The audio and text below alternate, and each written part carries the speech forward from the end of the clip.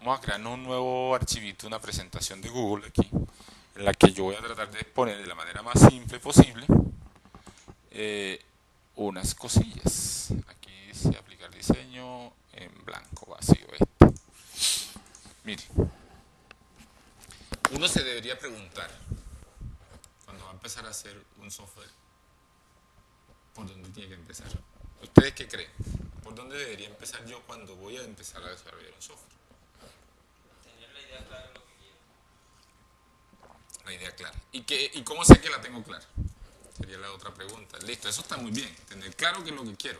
Sí, lo que yo voy a hacer es solucionar el problema o la dificultad o la necesidad que tengo. Si lo soluciono, No, no, pero eso sería, Jaime, me parece muy válido tu aporte, pero sería más como para validar si el resultado fue el esperado, ¿cierto? La pregunta es, ¿yo cómo arranco? Y más si estoy aprendiendo a programar. Sería la otra pregunta. Por ejemplo, Roque, el proyecto de Roque se llama Gespunto. Nosotros tenemos un programita que se llama Gespunto. Usted más o menos sabe algo de eso, ¿cierto? Del año 2010, abandonado, por allá descontinuado. Me suena, pero Sí, ahora verá. Y lo queremos empezar de nuevo, aprovechando que hay un nicho de mercado ahí pequeño que se puede explotar y que de paso queremos que Roque aprenda. ¿Sí? ¿Usted tiene un plan de hacer un software para qué? Para planeación curricular, si no planes de aula. Bueno, es parecido, pero no es lo mismo, ¿cierto? sí, porque puede ser más amplio. Bueno, ese es más particular. Entonces, pensar en el desarrollo de un software me implica a mí, como dijo Diego, tener claro qué es lo que quiero. Pero la forma de saber si eso está claro es tratando generalmente de encontrar un esquema lógico de las cosas. ¿Sí? Hay varias situaciones que yo debería tener en cuenta a la hora de iniciar a desarrollar el software. Uno cuando está novato, como yo empecé con esto, hacía la loca, yo me fui metiendo, lo que iba aprendiendo lo iba aplicando. Y después tiene un chicharrón muy grande. Que no se lo come nadie porque si lo come se va de... ¿Sí me entiende? Pero a medida que uno aprende ya uno empieza a ver básicamente tres cosas. Y quiero ser claro en esto, que es muy teórico al principio, pero si le prestamos atención nos va a ayudar a tenerlo. Sí. Primero, lo primero que hay que tener en cuenta es que esa idea que yo aparentemente tengo clara en mi cabeza, cuando yo empiece a aterrizarla, me voy a dar cuenta que me faltaba definir situaciones. Porque una de las cosas que va a pasar allá es que usted tiene que tratar de prever de manera anticipada la mayor cantidad de escenarios posibles que se pueden presentar con el usuario. Y puede sonar feo lo que voy a decir, pero usted tiene que considerar que el usuario es bruto. Así el usuario vaya a ser muy inteligente. El usuario no tiene ni idea que eso sea lo más intuitivo posible. ¿Sí? Porque si no, entonces el esfuerzo en documentación es mayor, el esfuerzo en capacitación es mayor, el esfuerzo en soporte es mayor. ¿Sí? Entre más intuitivo, mejor. Primera situación. Segunda, si yo tengo un cliente, ¿cierto? Tengo un cliente que va a recibir ese producto, por lo general ese cliente ya tiene ese proceso manual o en otro software anterior, o lo lleva, como dije ahora, a mano, tiene unas planillas, tiene algún tipo de instrumento distinto a un software, ya sea en Excel o en físico, de cómo hace su proceso. Lo mejor sería, primero, coger esas herramientas, esos instrumentos y ver y tratar de interpretar cómo es el flujo del proceso ahí. Y muy, muy útil los informes que tiene que entregar ese software. ¿Cierto? Entonces, por ejemplo, un software académico, el boletín, esencial. La planilla de registro de notas, esencial. Usted tiene un plan de aula. Me imagino que antes de montarlo en el software, usted tiene un formato en Word, como lo hace. ¿Cierto? Ese formato es el insumo central de esa vaina, de análisis. En el caso del software de venta, ¿qué necesitamos? Por ejemplo, ¿qué debe llevar la factura? Que eso es clave ahí. Ah, que lleva el nombre del negocio, lleva la lista de productos, lleva los precios, lleva el IVA, lleva los subtotales. Bueno, ¿qué más se necesita? Un recibo final del día de cierre de caja por cajero o por usuario, no sé. ¿Qué debería entregar de información ese formatico? Que esos parámetros me ayudan a identificar cómo es que yo tengo que armar mi lógica acá. Porque si yo no miro eso que está al final del proceso, posible que esté acá al principio ignorando algunas cosas que debería, de dónde me las voy a inventar después, si no las tuve en cuenta al principio, para llegar allá a ese resultado. Y cuando uno ignora eso, es cuando comete el error cometido por nosotros los novatos. Y luego le toca estarse devolviendo en el proceso, y si ya la aplicación está en producción, ahí sí que es más complicado porque ya hay datos allá en el usuario, y si está en producción hay muchos clientes lejos, si no es en línea, bueno, hay una serie de factores ahí que empiezan a complicar la vaina, ¿cierto? Entonces creo que es muy, muy importante tomar en cuenta como esos aspectos generales que vale la pena tener en cuenta. Yo, esto que les voy a decir a continuación es ya como producto de la experiencia y de pronto un poquito de la inventiva, si se le puede decir así, de cómo yo he logrado estructurar mi planificación. De yo pauso esta vaina. Les decía, ¿cierto? Les decía que ya esto es como de práctica, no es algo propiamente académico. Me imagino que en la academia hay cositas, me imagino no, en la academia hay muchas cosas, muchas técnicas para hacer lo que yo hago a mi manera de verlo, de una manera simple, ¿sí? Y es empezar a tratar de encontrar cuáles son los objetos centrales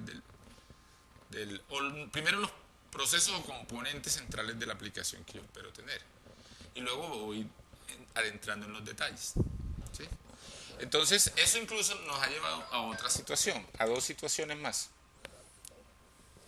La primera, vamos a tratar de hacer aquí, así como cuadritos. Digamos que una aplicación, o la mayoría, no todas, pero la gran mayoría, tiene aquí, ¿cómo es que uno edita el texto? Tiene un usuario. ¿Cierto que sí? Entonces, si nos vamos a ese punto, debe haber usuarios. Si nos vamos a la aplicación de, ¿cómo llama la suya? Planes de aula. Sí, pero el nombre de la aplicación todavía no lo he definido. No lo he definido. Bueno, digámosle el plan de aula por ahora.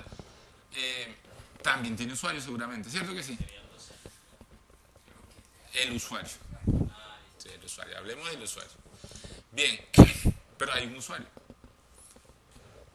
Y aparte del usuario hay más cosas que son comunes en la gran mayoría de las aplicaciones. Tú lo encuentras como una especie de gran componente común, ¿sí? Esa parte de análisis ya está desarrollada en muchas partes. Usted puede buscar en internet y va a encontrar toda la estructura de análisis de esa capa que ya es común. Obviamente no son iguales en todas, cada persona o equipo o empresa le da su propio toque personal. Pero en esencia tú tienes un usuario, los usuarios tienen roles, los roles tienen permisos, ¿cierto? Los permisos tienen... roles tienen permisos, bueno, de acuerdo a los permisos se condicionan funcionalidades en la aplicación. Digamos que esa parte casi siempre funciona igual, ¿sí? Entonces, aquí de todas maneras sería bueno echarle un vistazo a esa lógica, que ya por lo menos en nuestro caso ya hay una establecida. Toca analizarla en cada caso, a ver qué cosas sobran, que no vamos a necesitar y quitarlas de ahí, o qué nos puede estar haciendo falta para el caso específico. Por ejemplo, una aplicación como la que el profe tiene, yo creo que roles no aplica. Él lo dijo ahorita muy claro, el usuario es el docente, y siempre es un docente que entra ahí. ¿Cierto? A no ser que usted vaya a hacer una aplicación donde el docente meta el dato aquí y el rector entre por allá a monitorear o a supervisar. Que es otra opción. Ya ahí toca mirar el alcance. Entonces juega otra cosa que el alcance. En esto tiene usted que estar pensando siempre, bueno, ¿esto hasta dónde va a llegar? ¿Este proyecto a qué nivel lo voy a manejar? Esto va a tener aplicación de escritorio, móvil, en la nube. ¿Va a ser monoempresa o multiempresa? ¿Sí me hago entender? Esas son preguntas clave. Preguntas clave que hay que hacerse en casi todo desarrollo. Primero, vamos a repetirlo. ¿Multiempresa o monoempresa? O sea, en la misma aplicación van a haber varias empresas o entidades trabajando sobre la misma base de datos. O vamos a tener, esta empresa tiene su base de datos allá en su servidor o en su máquina y esta otra la tiene acá en otra. O ambas van a concentrarse en una sola, ¿cierto? Son dos situaciones que hay que dejar bien definidas desde el principio, porque si no, después echar para atrás un desarrollo monoempresa, convertirlo en multiempresa es un gallo. Es más fácil convertir multiempresa en monoempresa, pero el desarrollo multiempresa es más pesado. Luego, si yo no lo necesito multiempresa, ¿para qué me pongo a voltear con eso? El alcance hay que analizarlo bien. Otro tema que dije ahora, ¿cuál fue? la plataforma. Entonces, es monousuario, digamos una sola máquina y el software está ahí, y si otra persona lo necesita, pues instala la instancia de él. Un caso así, WhatsApp de escritorio. Usted tiene un WhatsApp y el otro tiene otro WhatsApp, ¿cierto? Vamos, Word, eso es monousuario. Te instala el suyo en la máquina suya y el otro instala el de él en la máquina de él. ¿Sí? ¿Sí o no? Bueno. Eso va a ser de escritorio, o va a ser móvil, o va a ser web, ¿cierto? Esos son escenarios que hay que considerar bien para poder saber cómo es que va a ser toda la planificación. Puede ser web con aplicación de escritorio, con aplicación móvil. Pero sería en ese caso, ya ahí es cuando empezamos a hablar de una plataforma, que yo tengo un núcleo aquí central y que tiene una aplicación web y una aplicación móvil y de pronto una de escritorio. ¿Sí? Todo va al mismo centro de operaciones. Entonces ya eso es una plataforma que integra muchas cosas. ¿Sí? Que luego iremos hablando de eso. Pero ya le digo, o sea, todo depende. Ese es un cuestionamiento que hay que hacerse siempre. ¿Cuál es el alcance que yo le voy a dar a esta vaina? Entonces, por ejemplo, es punto qué. Es para la droguería de don Raúl. Solo para don Raúl. Ahí no tienes que preocuparte por más nada, porque lo va a instalar en esas dos máquinas que funcionan en red y se fue. Bueno. Bueno, no es para don Raúl, es para comercializarlo. Pero ¿qué tipo de negocio? Tipo Consumas, por ejemplo, con varias cajas. O siempre va a ser para la tiendita de un solo cajero. Mírelo, eso. Varias cajas y de pronto varias cajas, pero también varias sucursales, varios puntos de venta. Por ejemplo, Consumar debe tener, me imagino, una sola licencia del software que tiene. ¿Sí o no? Y si son inteligentes, no sé cómo lo estarán manejando, deberían tener una sola base de datos centralizada que les permita saber dónde tengo exceso de inventario y déficit en el otro para equilibrar ese inventario. ¿Sí o no? Pero yo creo, lo más seguro, es que ellos tienen una por cada punto de venta. Yo en el éxito no dudo que esté así, pero Consumás. Para manejar la pérdida y eso, tienen que moverla a nivel de Sí, pero yo me imagino que ellos tendrán, o el software les genera algún tipo de reporte o algo y ellos lo cruzan, pero yo no lo he visto como trabajando en red o algo así, ¿no? Y además porque ese software tú lo miras así de entrada y ese software se ve como un software Local, sí. Bueno, entonces, pero para que vayamos mirando pues como esos factores ahí que son importantes considerar. Luego, ya entrándonos un poquitico más al análisis y al desarrollo como tal, hay que mirar las herramientas. ¿Sí? Bueno, entonces yo aprendí una cosa de un man que hablé con él una sola vez y no se me ha olvidado jamás. Bueno, aunque lo conecté con algo que ya yo sabía, pero desde otro enfoque. Yo hablé una vez con un venezolano buscando un programador que me desarrollara una aplicación móvil hace ya varios años. Yo no sabía desarrollo móvil y dije, voy a intentar. Me busqué por ahí, me encontré justo un venezolano, hicimos una conferencia por Skype. Yo le dije más o menos qué era lo que quería, ¿cierto? Y él me dijo, así es muy a su estilo. Yo tengo un método de trabajo que yo llamo de los cuellos de botella. ¿Yo qué es lo que hago? Me dice, yo analizo toda la necesidad, ¿cierto? Sé, o sea, yo miro, ya esto ya sé cómo se hace, tal vez no lo he hecho, pero sé cómo se hace esto.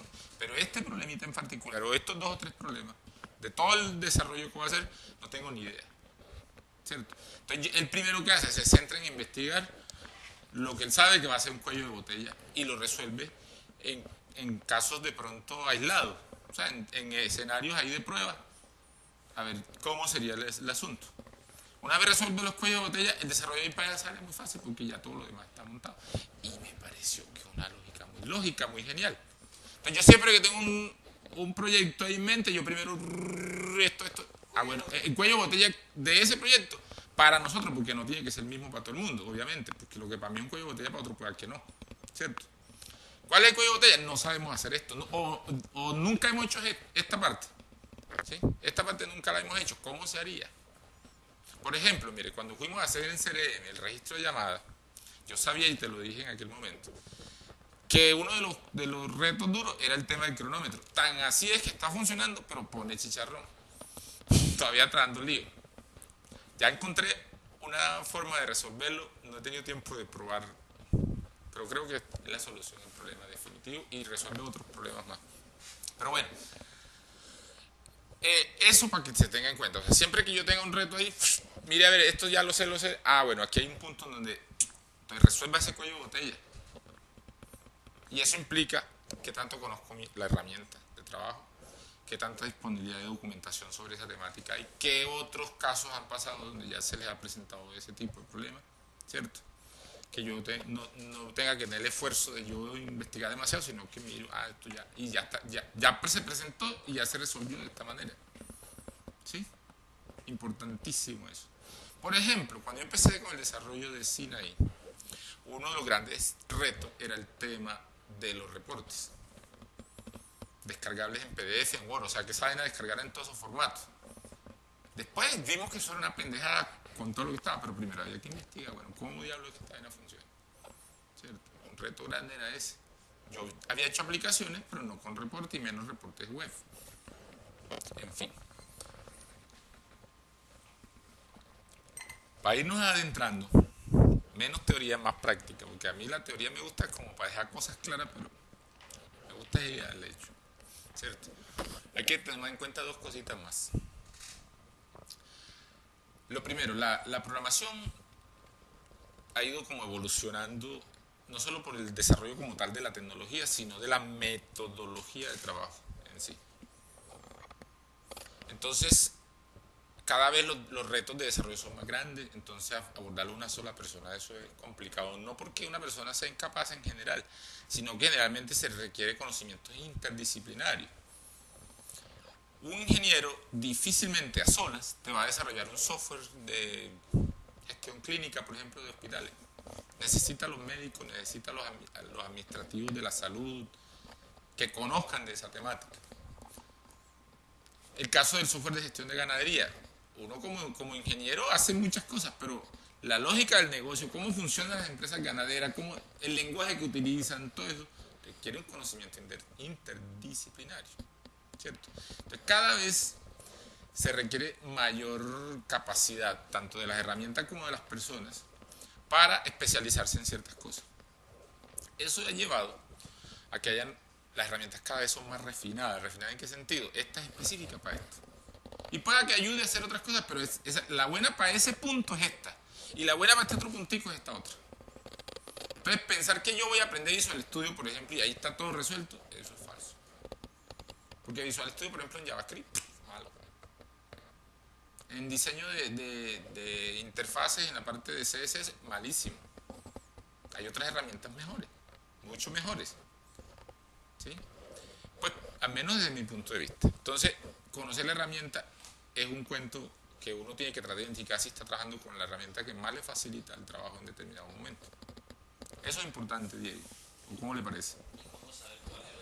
Eso es muy duro. La experiencia es la que va enseñando. Eso es muy duro, pero tranquilo que para eso estamos haciendo el curso. ¿No es así? Bueno, de hecho todo lo que yo les he dicho aquí, en parte es experiencia, pero lo que le iba a decir es que averiguar usted por su propia cuenta le puede costar años. Porque eso no está dicho. En la forma como yo te lo estoy resumiendo, aquí no está dicho en ninguna parte. Tú vas a encontrar eso o cuando te toque enfrentarte con la realidad, o de pronto un pedacito aquí, otro por allá, en distintos momentos de tu vida cuando te vayas enfrentando al problema específico. Pero reunir como todo este discurso que yo acabo de decirles ahora en 20 minutos es algo que no lo encuentras en ninguna parte. Bueno, de pronto luego cuando subamos el video a YouTube ya va a quedar ahí ya en algún lado, ¿cierto? Pero falta un punto, que es donde quiero llegar en esta primera parte. Es el tema de lo que se llaman los patrones de diseño. Ya vamos a entrarnos ahora sí como allá más cerquita del software. ¿Qué sucede? Mire, esa especialización hace que hayan expertos en temas de bases de datos, expertos en diseño de interfaces gráficas, expertos en codificación de algoritmos, que no es lo mismo. Muy bacano cuando tú sabes de la base de datos, sabes del algoritmo, sabes del diseño, sabes de redes, servicios web, sabes de servidores, sabes... Es maravilloso. Y además trapea. Exacto, maravilloso. Pero eso no es, de hecho ni siquiera es conveniente, por dos razones. Primero, porque crea demasiada dependencia de una sola persona frente a un producto que si especialmente va a ser comercializable, eso sería una locura si llega a tener éxito el producto. Porque una sola persona no va a ser capaz de dar basto. Digamos que no falla, pero bueno, instale, venda, atienda, o sea, no va a dar. Y si te piden nuevos requerimientos, en algún momento va a colapsar esa situación. O sea, pensar que una sola persona sea el especialista en todo, eso es falso. ¿cierto? No es conveniente. Entonces, es bueno especializarse. Igual es bueno conocer un poco de todo, pero no tienes que ser el especialista en todo. Entonces, eso trajo hace ya algún tiempo a la programación algo que se llama el desarrollo por capas, que ahí es donde quería llegar en este momento. El desarrollo por capas, ¿qué significa? Que yo tengo una capa dedicada al tema de la base de datos, la información, y yo puedo tener ese desarrollo de la base de datos encargado a unas personas allá que ni siquiera conozcan a los que desarrollan acá otra capa. Y obviamente tiene que haber una capa gerencial, que es el que integra todo, ¿cierto? Y en esa capa gerencial generalmente están los que saben el objetivo general del proyecto, los conocedores de la disciplina donde está orientado el desarrollo del software. Por ejemplo, planeación curricular. Tiene que haber una persona que sepa de ese tema, de gestión de aula, de currículo, de eso. Para poder decir, bueno, esto sí da aquí, si casa bien aquí, así es que lo necesitamos. ¿Sí? En otras palabras, cuando usted es simplemente el emprendedor de la idea y no es programador, casi siempre usted se queda en esa capa. Dirigiendo. Y hacer curso para entender cómo es que los otros tienen que desarrollar su vaina y si se la están haciendo bien o no y todo el asunto. ¿Cierto? Pero usted puede irse para la capa de datos. Volverse experto en la base de datos. De hecho, eso es un mundo enorme. Hay otra capa que es el algoritmo, o sea, el código puro y duro. El que hace que todo funcione. ¿Sí me entiende? Porque los datos solos no hacen nada. Tú puedes tener una base de datos con miles de datos, pero si no tienes una lógica de negocio, que así se llama, no vas a poder hacer algo productivo. ¿Cuántos registros de estudiantes hay en Sinaí en este momento? Pueden haber, así mal, 700.000 registros de estudiantes, con sus respectivas matrículas, las calificaciones, esto, ¿sabes?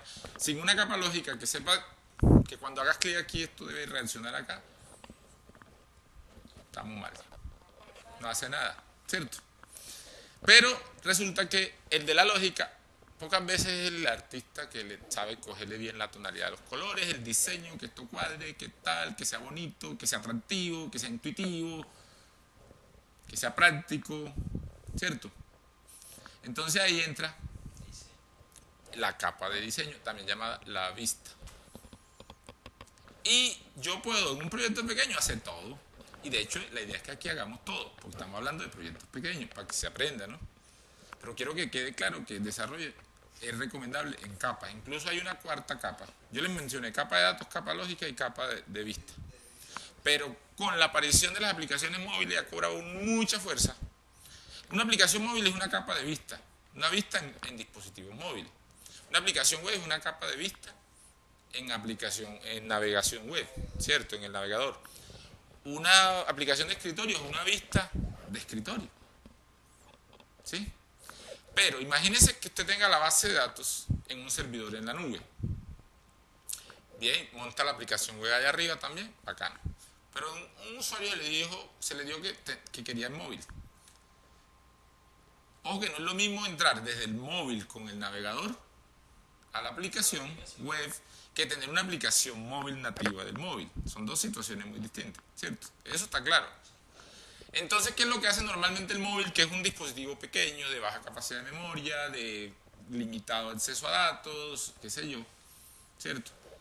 Lo que hace es que usa una intermediación que se llama la capa de servicios. La capa de servicios es una capa bruta.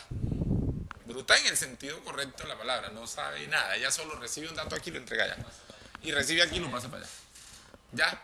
Entonces la vista del móvil, por ejemplo, le pasa un dato y ella lo manda. ¿Quién lo recibe? La lógica. La lógica es la que sabe si lo tiene que tirar a la base de datos, si le dice no es válido, y le devuelve la respuesta a la vista. ¿Cierto? ¿Sí la va cogiendo? La capa de servicio es como una tubería solamente. Mande, reciba, mande, reciba, mande, reciba. Ella no sabe qué pasa por detrás. ¿Sí? ¿Estamos claros ahí? Tiene que haber una capa lógica. Algunos, y cuando se trata de desarrollos pequeños, hacen la lógica con la de servicio ahí mismo, de una, integrada en una sola. Y eso se puede. De hecho, hay muchas cosas que uno puede hacer, pero no es buena práctica, porque si el proyecto crece, entonces cuando yo modifique la lógica de la aplicación móvil, estoy modificando la de la web también y de pronto no necesariamente iba a ser de esa misma manera, sino que acá debía funcionar de una forma y en la otra de otra forma. Se me va volviendo un chicharrón esa vaina. ¿Sí es claro eso? Entonces, conclusión de esta primera parte. Vamos a definir aquí rápidamente las capas. Yo tengo generalmente una capa de datos. Mucha carreta, ¿cierto? Interesante. Lo que pasa es que yo sí voy a ir por un tinto. Porque... Vaya por el tinto. O espere, terminemos aquí para que traiga para todo. Venga, no, falta un poquitico. Entonces tenemos capa de datos, capa lógica. ¿Cuál otra tenemos? La vista o diseño, sí señor. Pero esta vista, vamos a hacerla un poquitico más delgadita. Para hacer lo siguiente. La podemos fraccionar en tres. Web, ¿cierto? Móvil y escritorio.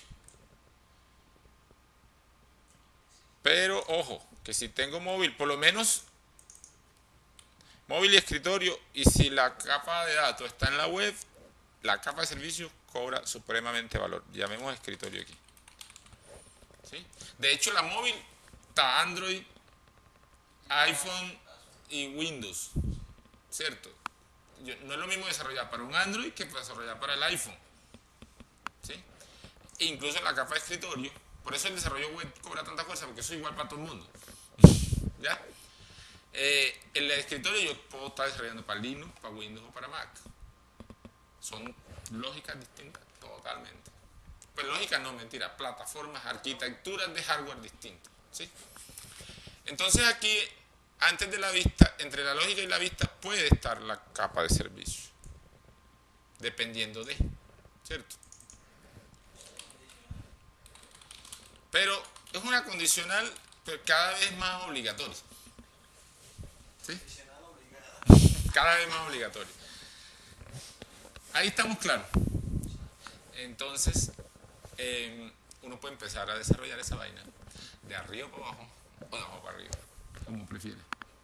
Yo, Edwin Peñata, suelo hacerla de abajo para arriba. No necesariamente es mejor así. De hecho, la última tendencia que estoy tomando es, mire pues, diseño aquí porque ya tengo experiencia en esa parte, ¿cierto?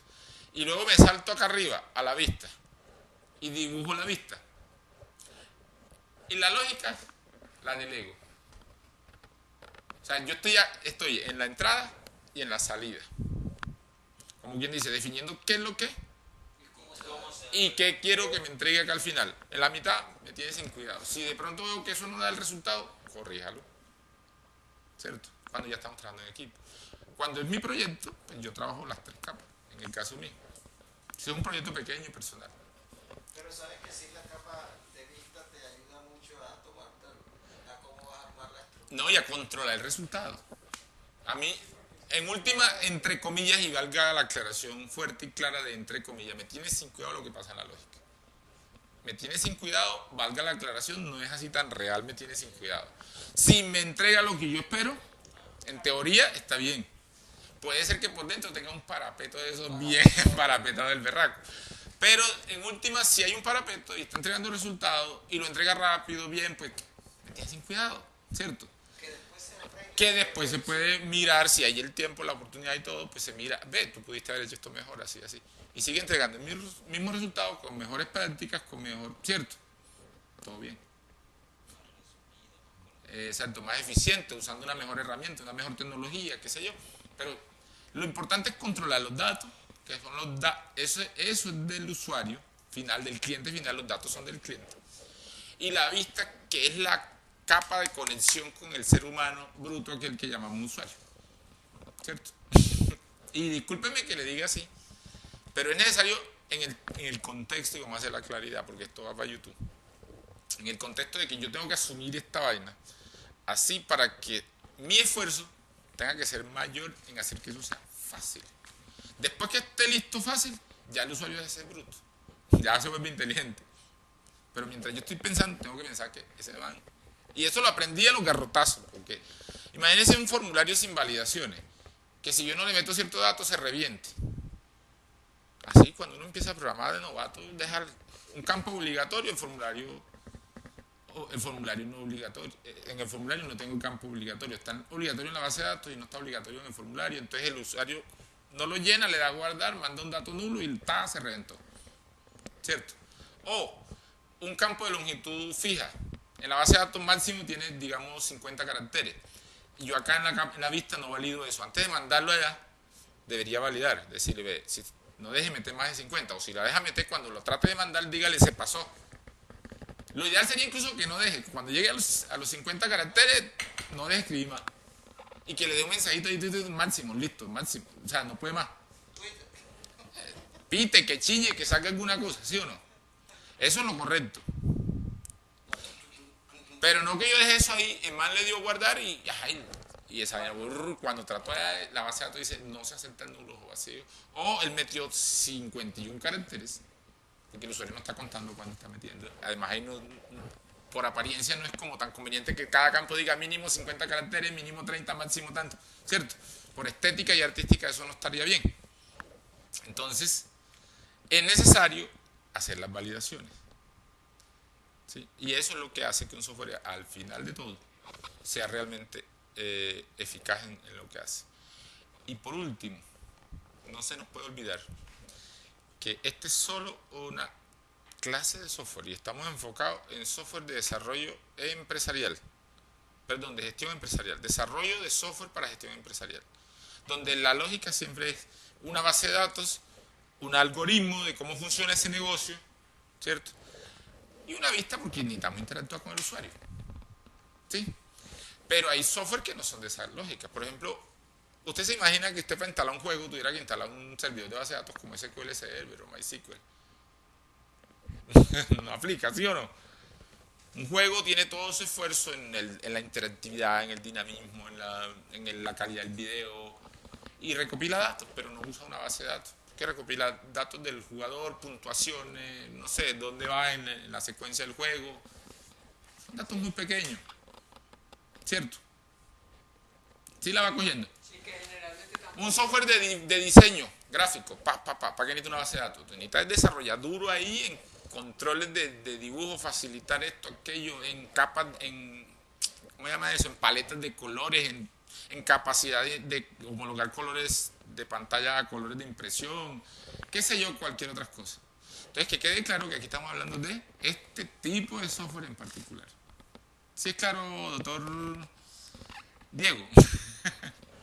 Bien, ahora sí, el tinto, parcero. Vamos a parar el video aquí.